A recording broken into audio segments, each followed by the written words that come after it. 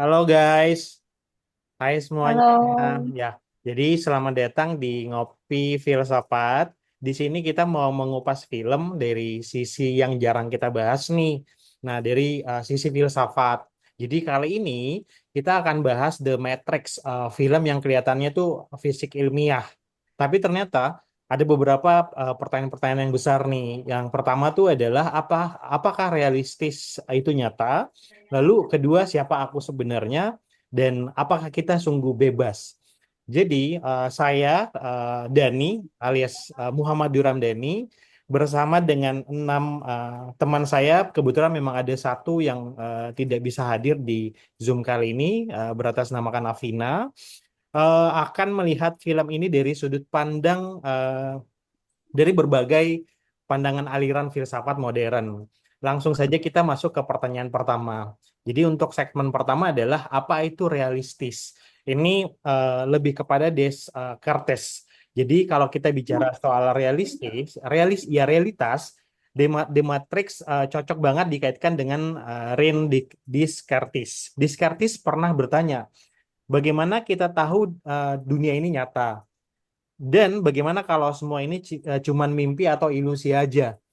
Nah, dalam film, Neo juga mulai meragukan realistisnya nih. Descartes bilang, satu-satunya hal yang tidak bisa diragukan adalah bahwa aku sedang berpikir. Maka lahirlah uh, cogito atau cogito ergo sum, ya. Itu bahasa filsafatnya. Aku berpikir, maka aku ada. Realitasnya adalah dalam film jadi tidak pasti. Tapi kesadaran diri Neo justru jadi tidak ada awal kebenaran. Gitu sih kalau menurut aku, gitu pandanganku di filsafat modern ini. Next. untuk sisi empirismenya, kebenaran datang dari pengalaman melalui indera. Tapi dalam Matrix, semua indera Neo ditipu oleh sistem. Ia bisa mencium, menyentuh, dan merasakan. Semuanya hasil simulasi. Ini jadi kritik tajam terhadap empirisme. Kalau semua pengalaman bisa dimanipulasi, bagaimana kita tahu bahwa di dunia ini nyata? Film ini mengajak kita untuk berhenti percaya bahwa begitu saja pada apa yang kita lihat dan dengar. Oke, Nah, sekarang kita lanjut ke segmen kedua ya. Segmen kedua ini siapa aku sebenarnya? Ini menarik banget. Dan aku akan membahas dari sisi eksistensialisme yang masuk ke persoalan identitas.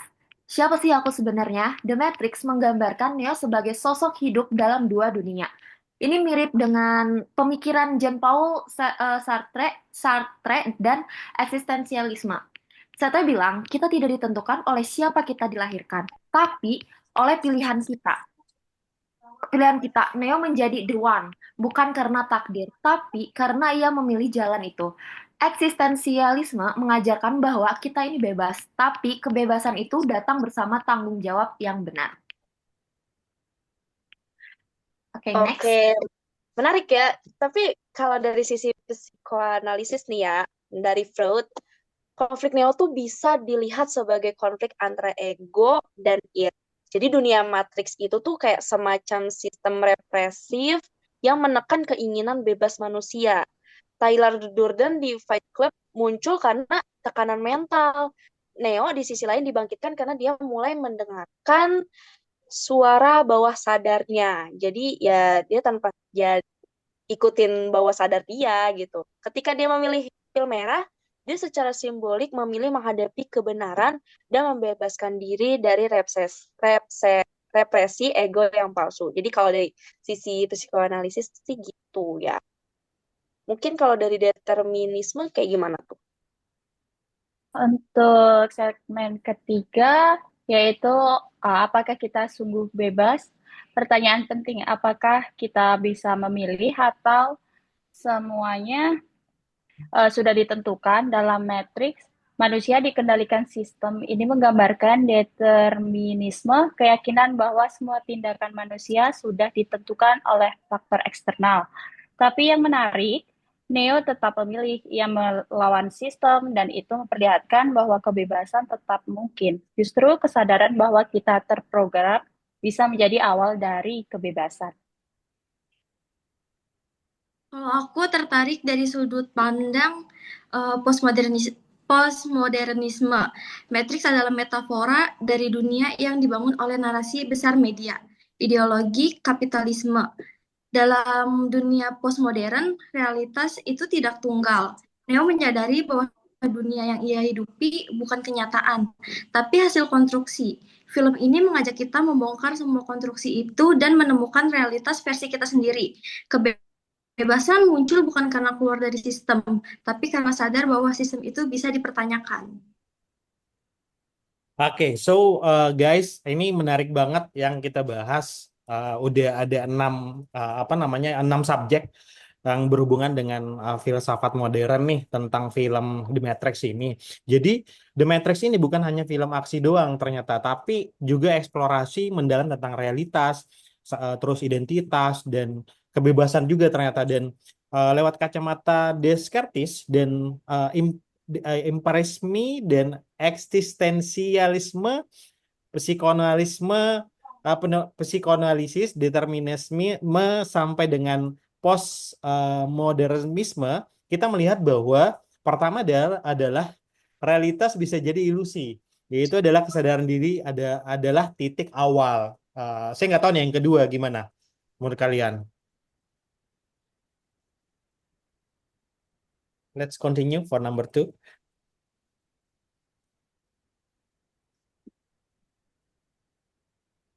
Oke, Ayo, mungkin saya lanjut lagi. Jadi, kesimpulan selanjutnya adalah indra bisa menipu. Kita butuh keraguan untuk sampai dengan pada pengetahuan sejati. Terus selanjutnya yang ketiga gimana nih menurut kalian? Oh, kesimpulan dari aku ya, identitas itu Boleh. bukan ditentukan, Oke. tapi dibentuk lewat pilihan. Oke. Nah, kalau yang tadi aku bahas nih kesimpulannya, dan konflik itu dalam diri adalah pintu menuju kesadaran yang lebih dalam. Kalau yang kelima gimana nih? Untuk yang kelima, menurut aku, sistem bisa mengekang, tapi kesadaran membuka jalan untuk membebaskan diri. Kalau menurut aku, kesimpulannya karena dalam dunia yang dibangun oleh konstruksi, memahami itu adalah bentuk pemberontakan pertama. Oke, kesimpulannya bagus banget dari teman-teman semua. Saya rasa ini sudah cukup mewakilkan atas apa yang kita bahas mengenai The Matrix film ini.